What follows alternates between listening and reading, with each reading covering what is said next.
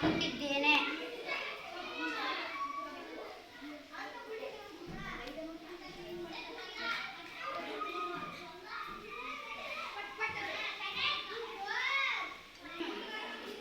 ಹೀಗೆ ಇದು ಹಳದಿ ಬಣ್ಣವಾಗಿದೆ.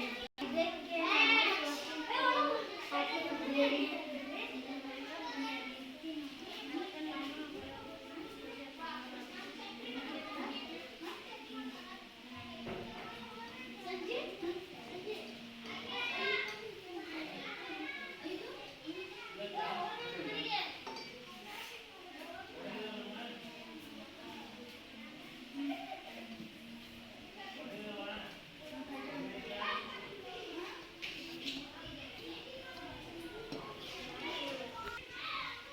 ಈಗ ಇದು ಕೆಂಪು ಬಣ್ಣ ಆಗಿದೆ.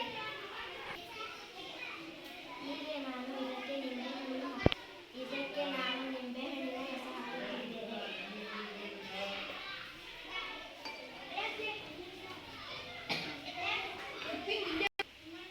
ಮತ್ತೆ ಇದು ಹಳದಿ ಬಣ್ಣ ಆಯಿತು.